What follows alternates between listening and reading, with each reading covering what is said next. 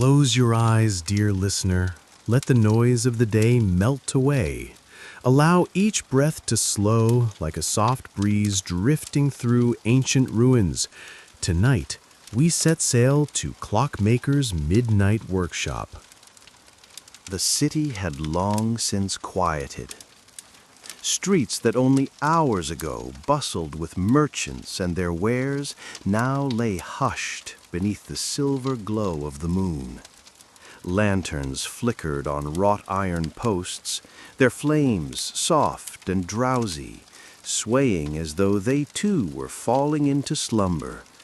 The cobblestones, slick with the dew of night, gleamed faintly, catching fragments of starlight. At the very heart of the old quarter, where alleys wound in secretive spirals and arches framed hidden courtyards, there stood a workshop. Its facade was narrow, squeezed between taller stone buildings, yet unmistakable. The window panes glimmered with golden light, though no ordinary flame burned within. From the little shop's doors seeped the faintest sound, a measured ticking, delicate and steady, like the heartbeat of the night itself. This was the Clockmaker's workshop, and it opened only at midnight. Inside, the air smelled of varnished wood, warm brass, and the faint sweetness of candle wax. Shelves ran floor to ceiling, lined with clocks of every kind, towering grandfather clocks with pendulums that swayed like slow, steady breaths. Tiny pocket watches whose faces shone like captured moons, and ornate mantel clocks encrusted with carvings of beasts, gods, and forgotten kings. Some ticked in rhythm with one another, creating a lullaby of order. Others ticked off beat, like whispers telling secrets only the night could understand. And in the middle of this choir of time, seated at a heavy oak table, was the Clockmaker. His hair was silver, falling like threads of frost to his shoulders. His hands, though aged, were steady, precise, and sure. A magnifying lens perched over one eye as he leaned over the innards of a clock that glowed faintly blue, as if a shard of the midnight sky itself had been locked inside its gears. No one in the city knew his name. Some called him Master Horologer. Others whispered he was older than the bells of the cathedral, older even than the city's walls. Children spoke of seeing him in their dreams, guiding them through halls of ticking stars. And sailors claimed that if you walked by his workshop at the turning of midnight, you could hear the ocean inside, as though his clocks carried the tides. But tonight, as on every night, the Clockmaker worked in silence. His workshop was not merely a place of craft. It was a sanctuary of time itself, a crossroads where history, myth, and dream converged. Every tick of his creations carried a memory, every chime a story. And the story of this night was about to begin. The clock he worked upon was unlike any other. Its casing was wrought from black wood, polished to a mirror's gleam. Upon its face, instead of numbers, tiny constellations gleamed in gold leaf. When the pendulum swung, its arc traced the curve of the moon. It was a clock not meant to tell hours, but to measure something deeper, something hidden. The Clockmaker paused, his eyes lifted toward the shelves. The workshop hummed softly, as though aware of what he was about to do. He reached for a small brass key, no longer than a finger, and fitted it into the clock's back. With a turn, the mechanism whirred to life. At once, the room changed. The golden candle flames bent inward, their light drawn into the clock's dark face. The air rippled like water, and the tick of the pendulum deepened, resonating not only in the ears, but in the chest, the bones, the very breath. The workshop was gone. The night was opening. The listener, you, are part of this story. As you sit in the clockmaker's workshop, you feel your body ease into the chair opposite him. The cushions are soft, worn by countless dreamers who have come before. The ticking of the clocks slows your breath, aligning it to their rhythm. In, out, tick, tock. The clockmaker looks at you with kind, knowing eyes. He says nothing, but you understand. He is inviting you to travel with him, not through streets, not through seas, but through the corridors of time itself. The clock before him chimes once. The sound is not loud, but vast, like the ring of a distant bell echoing across mountains. With that single chime, the workshop's walls dissolve into starlight. And so, the first journey begins. Beyond the shop stretches an endless hall, lined not with shelves, but with memories. Floating lanterns drift above, their glow revealing fragments of forgotten worlds. You see a scroll burning in the library of Alexandria, its letters turning to sparks that scatter into the air. You see the shadow of the Great Wall unfurling across the mountains, lanterns bobbing along its stones like fireflies. You hear the distant roar of a Roman legion marching into mist, their banners vanishing in silence. The clockmaker walks beside you, his cane tapping gently with each step. He does not hurry. Time, after all, is his companion, not his master. He gestures to a lantern that hovers before you. Inside its flame, an image takes shape. A man, bound to a rock, his eyes lifted defiantly toward the heavens. An eagle circles above. This, the clockmaker whispers, his voice low and melodic, is the clock of myths. The lantern brightens, and suddenly you're standing upon a mountainside. The air is sharp, filled with the scent of stone and fire. The chained figure is Prometheus, the titan who stole flame from the gods. You hear the crackle of the divine fire in his hands, the gift he gave humanity. And though the eagle descends with cruel talons, Prometheus's gaze is unwavering. The scene fades, and you are once more in the Hall of Lanterns. Another glows to life. A wolf, colossal and shadow-black, prowls against a backdrop of ice and aurora. Fenrir, the wolf of Norse prophecy, whose jaws would one day swallow the sun. Yet here, in the hush of the clockmaker's tale, the wolf does not snarl. He simply lies down, resting his head upon his paws, waiting. Time, after all, is patient.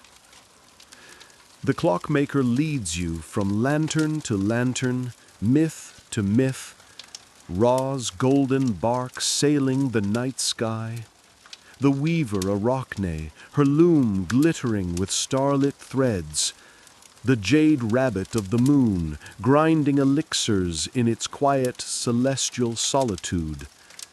Each story is not told, but felt. The ticking of the clocks echoes with their rhythms, weaving them into your dreams. And all the while, the workshop waits behind you, safe, glowing, eternal.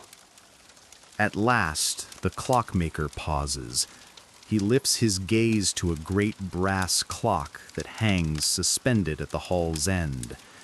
Its pendulum does not swing left or right, but forward and back, as if pulling the present toward both past and future. This, he says softly, is the eternal pendulum. Through it, we may walk not only into myths, but into the echoes of history itself. His hand rests on the pendulum's golden weight. With a single gentle push, it begins to swing. The ticking deepens once more. Your eyes grow heavy. The myths fade into silence, and you drift, gently, into the next chapter of the journey. The pendulum's swing steadies. Its sound is no longer sharp, but round, softened, like the hush of waves brushing against the shore. Tick, tock, tick, tock. The clockmaker turns, his robes trailing like shadowed velvet against the stone floor of the hall. His lantern illuminates a narrow archway, carved with signs you half recognize, symbols that belong to no single culture, yet feel older than all of them. Spirals and suns, eyes and wings, keys and hourglasses. He does not speak, but you follow. Your footsteps echo faintly, as though the very corridor listens. Behind you, the lanterns of myth dim, their flames settling into a quiet glow. Ahead, the archway opens into a chamber unlike any you've seen. Here, the clocks are enormous. Not the size of mantles or towers, but vast, stretching like constellations themselves. Their faces are not dials, but skies. Their hands are not of brass, but of light. Some tick so slowly that their second hand moves but once in a year. Others tick so swiftly that they seem to hum, vibrating with unseen energy. This, the clockmaker finally says, his voice deep yet soft, is where hours are born. You look upward. A vast dome arches above, painted not with paint, but with shifting stars. Constellations bloom and fade. Nebulae spill color across the heavens. The entire ceiling is alive, as if the sky itself has been brought indoors. The clockmaker rests a hand on one of the great clocks, its frame forged of silver and its dial glimmering with tiny sapphires. Each clock here does not tell time. It is time, a fragment of it, captured and given shape. You step closer, drawn to one in particular. A golden clock whose pendulum gleams like the sun itself. With each swing, the air grows warmer. You hear faintly, impossibly, the crackle of torches, the bustle of voices, the cry of a market. An ancient city stirs within the clock's ticking. The clockmaker tilts his head, as though he too hears it. Babylon, he whispers. The city of gardens, long gone from stone, yet alive here within the breath of time. He gestures, and for a moment the workshop dissolves again. You stand at the banks of a great river. The Euphrates glimmers in the moonlight, and the walls of Babylon rise like mountains of brick. Hanging terraces spill over with green vines and blossoms, perfumed even in the cool of night. Bells tolled in distant temples. Priests carry lanterns along the ziggurat steps, their voices rising in low, sacred chants. The vision is fleeting, yet dreamlike in its clarity. Then, like smoke, it fades. You are back in the chamber of great clocks. The golden pendulum swings on, indifferent, eternal. The clockmaker moves to another. This one is dark iron, heavy, its surface scarred with age. Its pendulum ticks slower, deeper, with the sound of hammers against anvils. The air grows sharp, metallic, filled with the faint sting of coal smoke. You feel warmth on your skin, the pulse of furnaces, the hiss of steam. The shadow of factories rises against the night sky, their chimneys coughing sparks like false stars. The age of machines, the clockmaker says quietly. His eyes, though calm, carry a trace of sorrow. It too has its rhythm. Some rhythms are gentle, others consume themselves. For a moment you see faces. Miners with soot-darkened cheeks, children huddled near firelit hearths, inventors hunched over blueprints by candlelight. You hear the shriek of train whistles cutting through dawn fog, the rumble of iron wheels carrying nations forward, fast, relentless. And just as suddenly, silence. The image dissolves.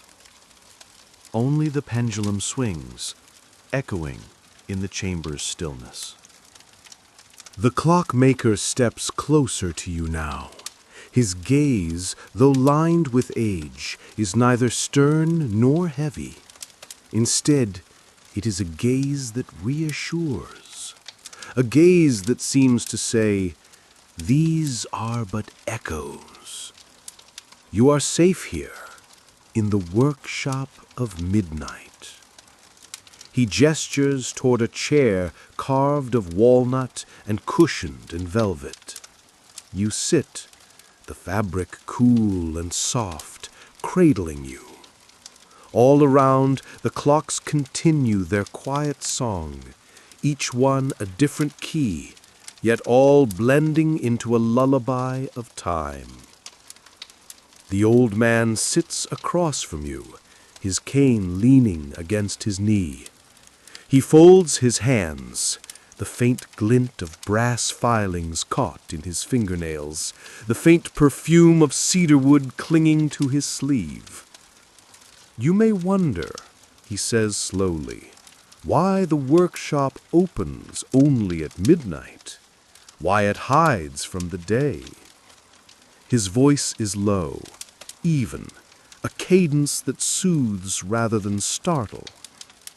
Midnight is not merely the middle of night. It is the seam between days, the narrow bridge where yesterday lingers and tomorrow stirs.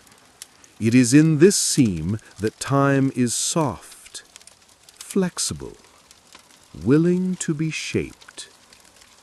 He lifts a finger, and one of the smaller clocks upon a shelf chimes. Its sound is not sharp, but delicate, crystalline, like droplets of water falling into a still pond. With each chime, the air itself seems to hush. Daylight belongs to history, but midnight belongs to memory and to dreams. The candles burn lower, their flames bow as if in reverence. Outside, though you cannot see it, the moon drifts slowly past a veil of clouds, brushing the workshop with silver. The clockmaker rises once more, moving toward a cabinet at the far end of the room. Its doors are carved with roses and ravens, vines and serpents. He draws from his robe a small iron key, turns it with care, and opens the cabinet. Inside are not clocks, but hourglasses, dozens of them, Their sand glows faintly, each with a different hue, blue as twilight, gold as morning, crimson as embers, pale as frost. Some run swiftly, their sands cascading like rushing rivers. Others drip a grain only once every century. These, the clockmaker says, are not mine. They belong to those who dream. Some are nearly empty, others are just beginning, and each one measures not the hours of waking, but the hours of sleep. He runs his finger lightly across the glass of one, and the sad within brightens, pulsing as though in recognition. This one, he murmurs, is yours. You watch as the hourglass before you glows softly, its sand falling in gentle rhythm. Each grain, you realize, is a thought drifting into dream. Each grain is a memory, a hope, a story. And as the sand falls, your body feels heavier, calmer, more at ease. The clockmaker closes the cabinet with care. He does not take the key with him. Instead, he leaves it hanging from the lock, as though you might open it again if you wished. He returns to his workbench, and the workshop feels smaller now, cozier, as if the vast chambers and starry ceilings have folded back into the intimacy of wood and brass and candlelight. He takes up a small watch, its case engraved with vines and moons, and begins to polish it with a square of velvet. The ticking continues, slow, sure, unyielding. At last, he looks toward you, his silver hair falling in soft strands across his brow. "You may rest now," he says. "The clocks will keep watch." Midnight stretches on, longer here than in the world outside. Here you are safe. Here you are timeless. You lean back, the chair warm beneath you. The rhythm of ticking fills your ears, steady as a lullaby. The golden light blurs at the edges of your vision. Your breath slows, matching the pendulum's swing. Tick, tock, tick, tock. The clockmaker lowers his head, returning to his midnight work. His hands move with patience, with reverence, as though he is not merely repairing a watch, but cradling time itself. And as the workshop fades into dream, you realize the truth. Midnight is not an hour. It is a sanctuary, and you are within it. The workshop hums softly, the pendulums sway, the golden candlelight flickers like patient stars. You stir in your velvet chair, drifting between waking and dreaming, when the clockmaker gently clears his throat. His eyes, soft and silver, rest upon you. "It is time," he murmurs, "to hear the stories that time itself remembers, the myths that cling to the hours, woven into their ticking. For clocks do not only measure days, they measure tales, some forgotten, some half-whispered, but all still alive in the rhythm of midnight." He gestures, and from a high shelf he takes down a clock you had not noticed before. Its face is not round, but shaped like an ancient shield. Its hands are crafted of bronze, worn as though touched by centuries. Around its edge are etched symbols, serpents, suns, rivers, wings. He places it upon the table.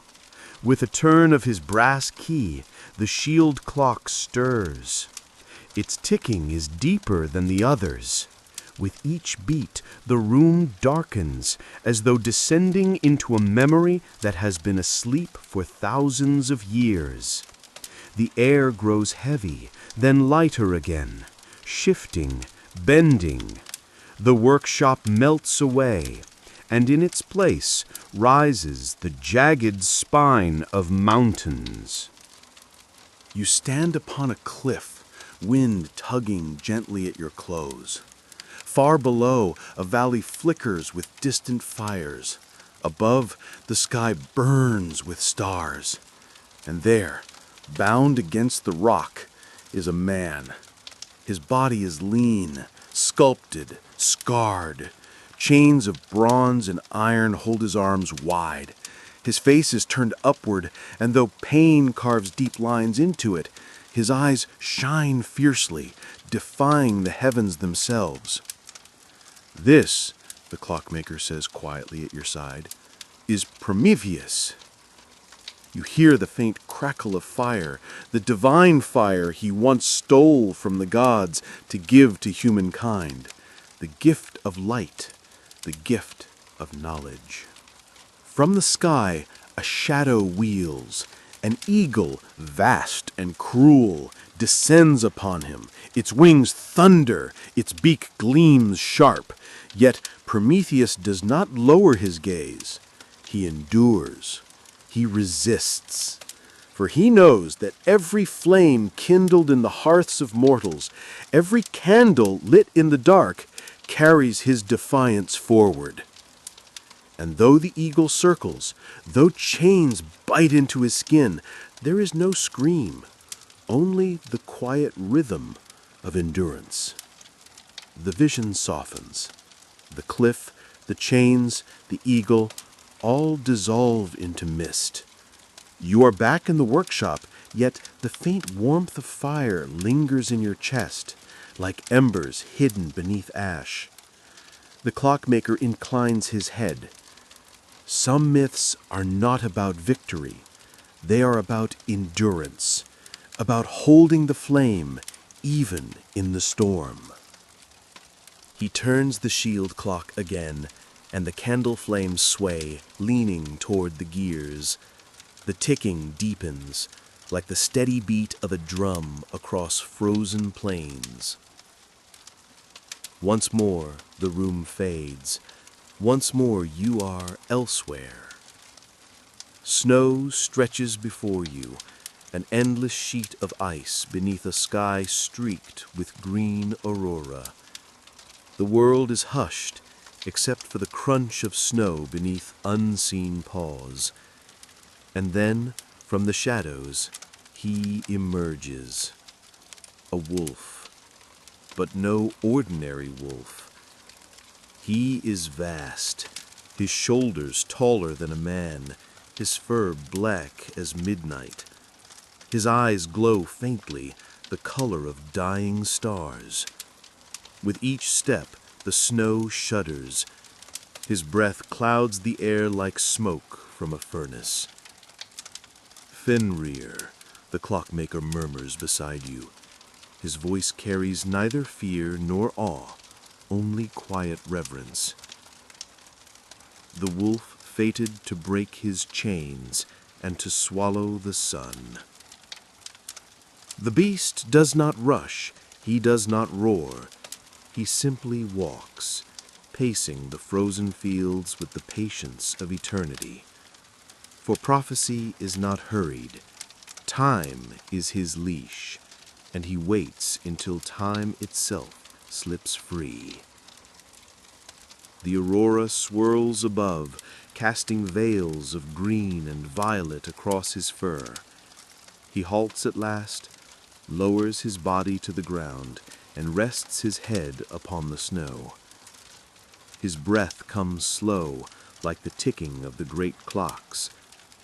In this dream, Fenrir does not rage. He simply waits, a shadow on the edge of the world. The vision dims. The wolf fades back into silence. Only the aurora lingers, a faint after-image against your eyes. The clockmaker closes his own for a moment, as though listening to some rhythm deep within the air. Then he speaks. Even fear, when slowed, when seen in stillness, becomes not a terror, but a reminder. All things wait, even endings. The shield clock ticks once more. This time, the air warms. The snow gives way to sand, fine and golden beneath your feet. A river gleams in the distance, reflecting the vast arc of the sun. Date palms sway in the hot breeze. You hear the calls of ibis birds, the whisper of reeds along the Nile's bank. The sky above begins to darken, not with storm, but with dusk. And across it sails a golden bark, gliding not through water, but through the very heavens. Its hull is radiant, carved with hieroglyphs that shine like fire. At its stern stands a figure crowned with the disk of the sun. Ra, the clockmaker says, his voice almost a chant. The sun god, journeying through the underworld, carrying day into night, night into day. His voyage is the rhythm of life itself. You watch as the bark moves across the sky, chased by shadows. Serpents of darkness coil and rise, jaws wide. Yet the golden vessel sails on, steady, unyielding, its light cutting through the black. The ticking of the clock aligns with the oars of unseen rowers. With each stroke, the boat drifts onward. With each chime, the darkness recedes. And when at last dawn breaks, painting the horizon with crimson and gold, Ra's bark vanishes into the blaze. The sand, the river, the sky, all fade. The workshop returns. The clockmaker exhales, long and soft, as though releasing not just breath, but centuries. He looks at you with a faint smile. Myths, he says gently, are not stories of the past. They are clocks of the soul. They tick within us, quietly, guiding us even when we do not listen. Prometheus gives us flame. Fenrir reminds us of waiting. Ra assures us the sun will always return. He closes the shield clock with care and sets it upon the shelf. The other clocks seem to hush in respect, their ticks softer now, blending into one long sigh of time. You have walked through their hours, the clockmaker says. Now you may rest within them. The candlelight shimmers, the ticking softens, your breath slows, and you drift as though rocked in the cradle of ancient myths. And somewhere, in the distance of dream, another clock begins to chime. The workshop is hushed. The candles flicker low, their golden flames bowing as if listening. The clocks upon the shelves tick on, steady, eternal, yet their rhythm has changed, less hurried, less insistent. Now they beat like distant drums, summoning memories from deep within the river of time. The clockmaker rises from his chair. His robe whispers across the wooden floor as he moves toward the far wall of the workshop.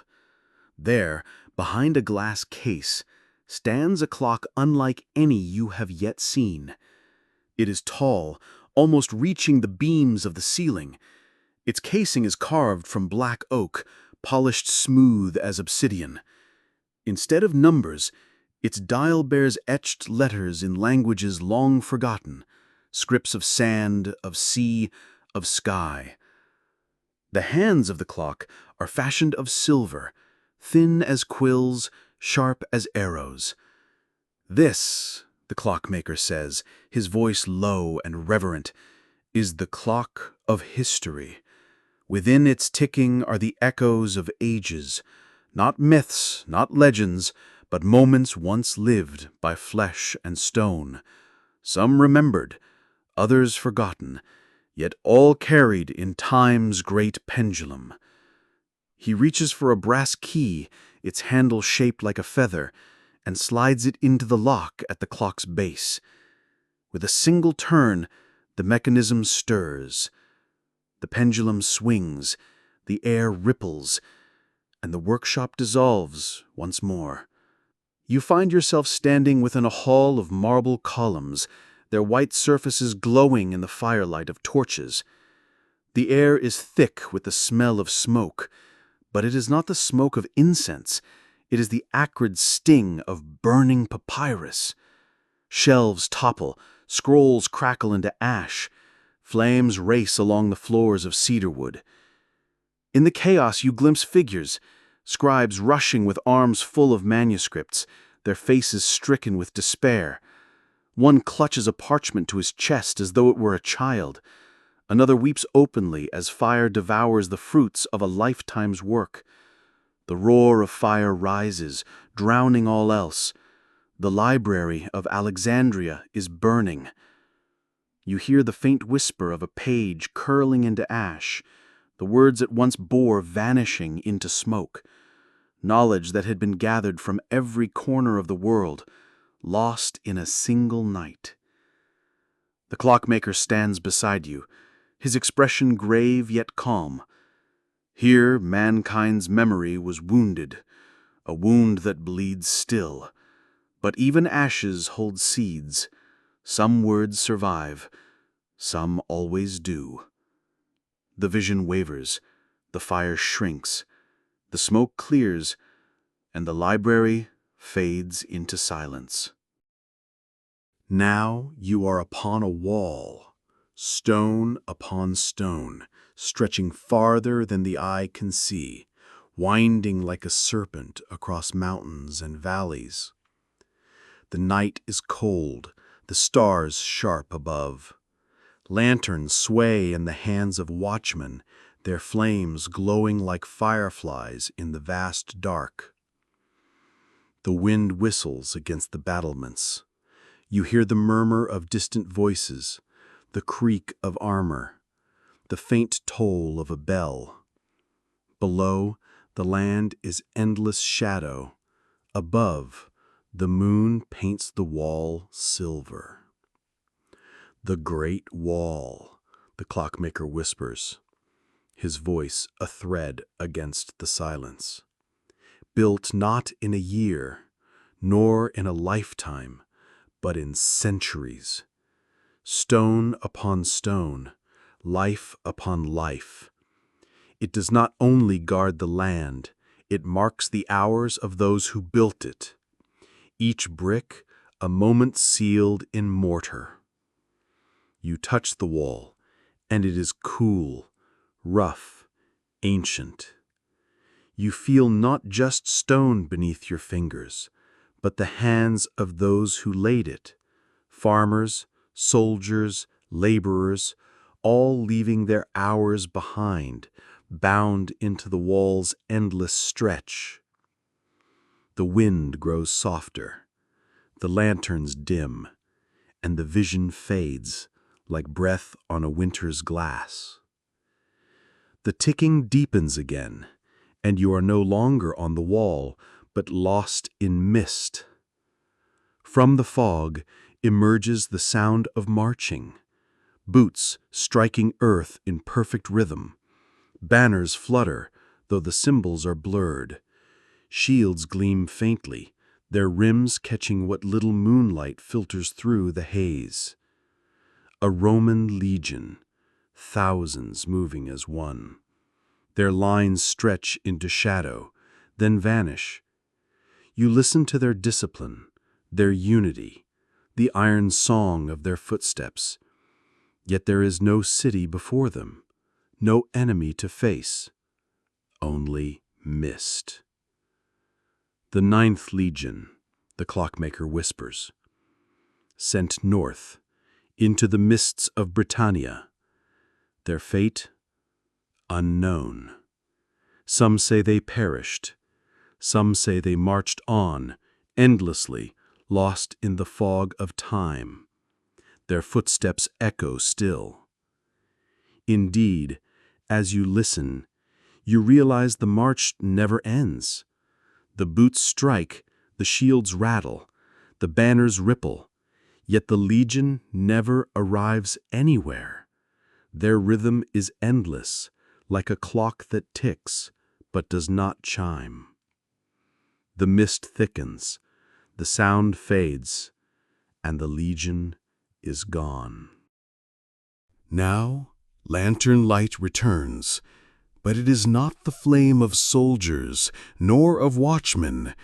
It is softer, warmer, rows upon rows of hanging lamps, swaying gently in the desert breeze.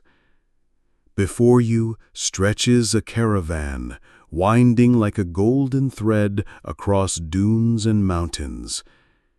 Camels move slowly, their bells chiming faintly. Merchants lead them, their robes stirring the sand. Their voices murmur in dozens of tongues: Persian, Chinese, Arabic, Greek. Fabrics gleam in the lamplight, silks dyed in colors richer than night. The air is perfumed with spice, cinnamon, saffron, cardamom, clove. The Silk Road. A road not of stone, but of trade, of stories, of bridges between worlds. The clockmaker gestures to the lamps, his voice calm, steady. Here time did not divide. Here it flowed together. Empires shared their hours. A clock made not of iron, but of exchange. You watch as the caravan moves into the distance, its lamps twinkling like stars. Slowly they dim, one by one, until the desert is once more silent. At last the visions still. The clock of history closes its dial with a heavy sigh, its pendulum slowing. The workshop returns, familiar and warm, its shelves of clocks glowing softly in the candlelight. The clockmaker looks at you.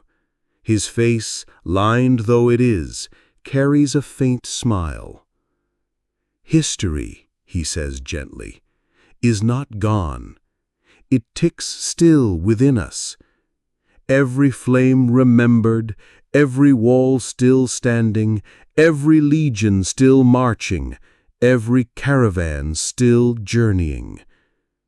To hear them is not to live in the past, but to know the rhythm that brought us here.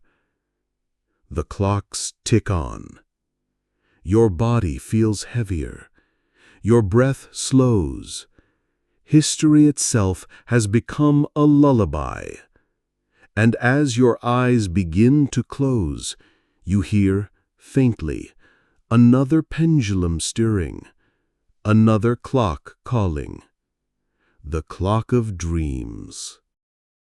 The workshop is quiet, yet not the silence of emptiness. It is the silence of anticipation, the hush before a clock chimes, the pause before a pendulum swings. The clockmaker places a hand upon the tall black oak clock that stands in the center of his workshop.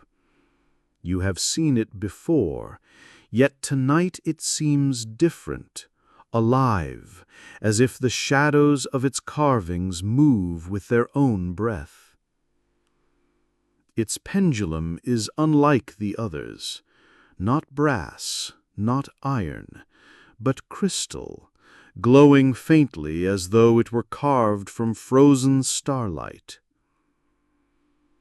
This, the clockmaker says softly, is the eternal pendulum. It does not swing left to right, nor back to front. It swings between what was and what may yet be, past and future, bound together in the rhythm of now. He reaches for the pendulum. With a single gentle push, it stirs. The sound it makes is not tick, not tock. It is softer, rounder, like a drop of water echoing in a cavern, or the pulse of a heartbeat in a dream. Each swing sends a ripple through the air, bending the workshop around you. The shelves blur. The candles stretch into lines of gold. The workshop dissolves once more. Now you are within a cloistered hall, lit by narrow beams of candlelight. Monks sit hunched over desks, their quills scratching across vellum. The air is filled with the faint scent of ink and wax, the low murmur of prayers. One monk carefully paints the edge of a manuscript with gold leaf. Another draws intricate patterns in deep blues and reds, winding letters into flowers, into vines. Every page glows like a window into heaven. Their hours, the clockmaker murmurs, were not measured in bells or calendars, but in devotion. They knew that time could be a prayer, each letter a grain of sand falling in eternity's glass. You watch as a monk lifts his head, rubs his tired eyes, and then smiles faintly as he sets another jewel of ink upon the page. It is not glory he seeks, but preservation. Words carried forward, kept safe through storms of history. The eternal pendulum swings again. The candles stretch, and the scene dissolves. You are in a workshop again, but not the clockmaker's. This one is smaller, cluttered, crowded with copper pipes and iron wheels. Steam hisses from a valve. Sparks glow where metal grinds against metal. A young inventor, hair wild and eyes bright, adjusts a lever, then steps back as a small machine sputters to life. It rattles, whirs, and then for a moment moves as if alive. The inventor laughs, claps his hands, and rushes to make notes, his mind leaping far ahead of his tools. Every age, the clockmaker says, has its dreamers. Some build with stone, some with gears, some with words, but all of them, in their midnight hours, listen to the ticking of the pendulum. You feel the hum of the machine in your chest, like a heartbeat of the future. And then the hum fades, the workshop dissolves, and silence returns.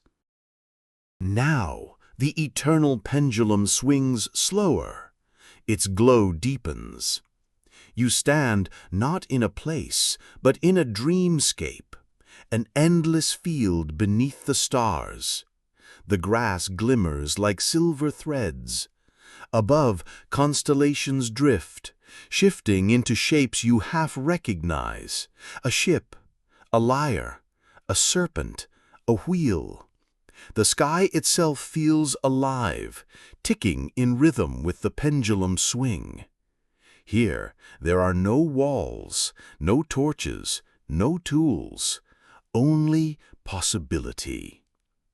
The clockmaker stands at your side, his silver hair stirring in the starry breeze. He says gently, "Past and future are not separated. They are the same clock. One hand moves forward, the other back, yet both are bound to the same circle. When you dream, you walk that circle. You step where others have stepped and where others will. The stars brighten. You feel yourself drifting, not upward, not downward, but outward, as though carried along the arc of the pendulum itself. Every swing is a breath. every breath a step deeper into dream. The grass shimmers, the constellations blur, the field dissolves. The clockmaker leads you toward the corner of his workshop, where the strangest of all his creations rests. At first glance, it seems hardly a clock at all.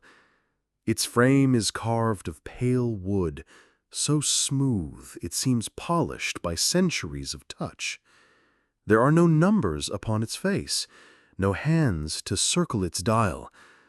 Its pendulum hangs still, though you can feel it hum faintly, as if responding to a rhythm you cannot yet hear. This, the clockmaker whispers, is the clock of dreams. It does not measure seconds, nor minutes, nor hours. It measures the spaces between thoughts, the pause between heartbeats, the hush of silence just before sleep. He places his fingertips upon the wood.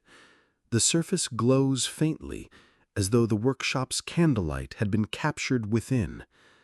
A soft vibration thrums in the air, like the purr of a distant tide. Without a sound, the clock awakens. The air grows thick and gentle, like velvet. The workshop fades, not all at once, but in drifting layers, as though dream is quietly replacing waking. The shelves become mist, the candles dissolve into faint golden stars, and the ticking of 1,000 clocks is softened into a single, steady pulse. You close your eyes, yet vision continues. You stand upon the shore of a vast and endless ocean. The waves roll slowly, endlessly, each one glimmering with starlight. The water does not crash, it sighs, rising and falling like the chest of someone deep in sleep. Above, the sky is not black, but a deep indigo, brushed with ribbons of silver cloud. Stars glisten faintly, their lights scattered across the tide. The dreamer's ocean, the clockmaker murmurs. He walks beside you upon the shore, his steps leaving no mark in the sand. Here, all the myths and all the histories flow together. They are carried upon the tide, washed and reshaped, until they are stories again, ready to be dreamt. You listen. The waves speak softly, as if telling secrets. One carries the sound of oars on the Nile. Another brings the echo of bells from a mountain monastery. A third whispers with voices you almost know, your own memories, blurred and gentle, rising like shells from the deep. Every wave is a lullaby. Every ripple carries you further into rest. The clockmaker lifts his hand. From the horizon, a ship appears, drifting silently across the silver tide. Its sails are woven from mist, its mast from moonlight. No crew stirs upon its deck, yet it glides with purpose, guided by unseen winds. This ship, the clockmaker says softly, carries the dreams of all who sleep tonight. Each cabin holds a slumbering soul, wrapped in visions of their own making, myths of their ancestors, memories of their childhoods, hopes for the days ahead, all safely carried through the night. The ship passes near. You glimpse shapes in its glowing cabins, a child dreaming of flying across the stars, an old woman smiling as she recalls the laughter of her youth, a traveler wandering golden deserts that never were. Their dreams shimmer like lanterns upon the deck. And then, just as softly, the ship drifts away, vanishing into the horizon of sleep. The clockmaker leads you onward, and the ocean gives way to a meadow of silver grass. Each blade sways as though touched by an unseen breeze. Fireflies drift lazily in the air, but their light is not golden. It is pale and cool like fragments of the moon. You lie down in the grass. It feels soft, warmer than any bed, cradling you gently. Above, the stars are no longer scattered, but arranged like words upon a page. You can almost read them. A sentence begins to form, something about rest, about peace, about timelessness. But before your mind can finish the thought, it melts away, replaced with quiet comfort. The clock of dreams does not ask you to think, the clockmaker says, his voice barely more than a whisper now. It asks you to release, to let go of the hours, of the days, of all that has been measured and weighed. Here, there is no need for ticking hands, no need for calendars, only the eternal drift of rest. You close your eyes again. This time, the darkness is soft, like velvet curtains closing around you. The hum of the clock of dreams deepens. It becomes the sound of waves, the sound of breath, the sound of your own heartbeat slowed into ease. The clockmaker's voice drifts one last time. Sleep now.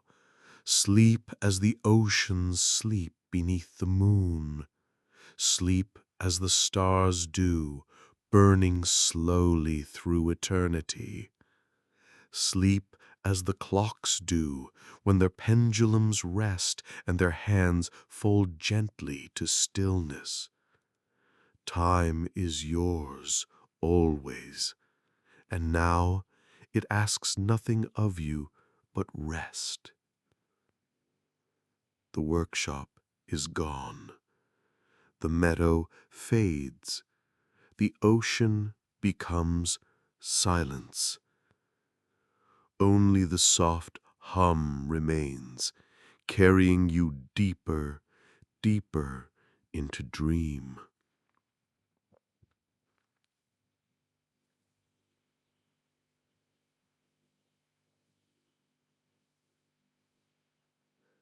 The workshop waits, not as a place of ticking, nor of gears, nor of restless invention. Tonight it is still. The shelves are shadows, the candles are embers, and the great pendulums have slowed into silence.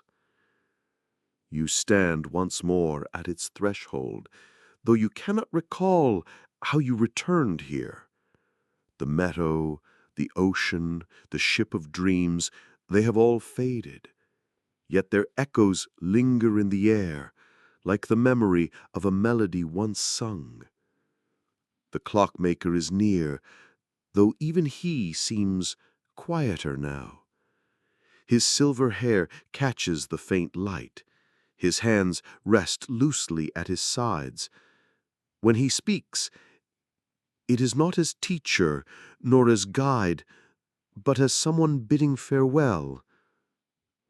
All clocks end in silence, not as a loss, but as a gift. For in silence there is peace, and in peace there is sleep. You look about the workshop. The tall black oak clock with its eternal pendulum has dimmed. The crystal within no longer glows, but you can feel its rhythm lingering in your chest. The great glass clock of hours and days has vanished, leaving only faint motes of dust that sparkle briefly before fading away. Even the clock of dreams rests now, its face blank, its hum softened into nothing. Every clock you saw, every pendulum you followed, every tide and star and dream, they have all gone, folded back into the quiet of midnight. What remains is only stillness, stillness and breath. The clockmaker steps closer. His eyes are steady, calm, filled not with mystery, but with kindness. "You have walked far tonight," he says, "farther than you know. You have passed through history's halls and through the oceans of dream, and now you return to the simplest place of all, the present moment. It asks nothing of you. It waits only for you to rest."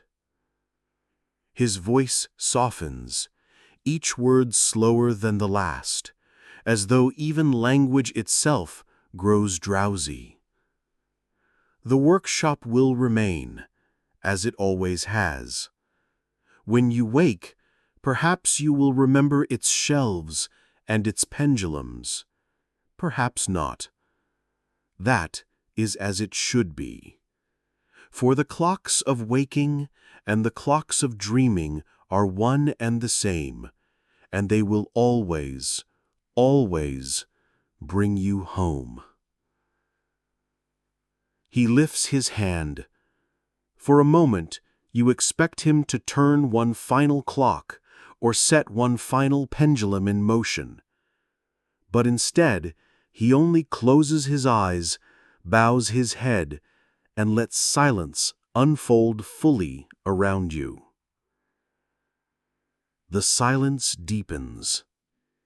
It is not empty. It is warm, full, endless. You feel your body grow heavier, sinking gently as though into softest blankets, into the embrace of the earth itself. You feel your breath slow, long and even, carrying you deeper into quiet.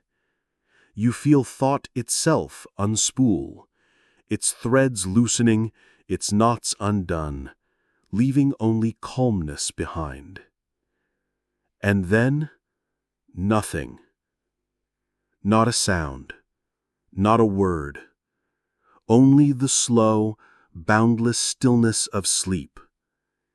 The workshop fades. The clockmaker is gone.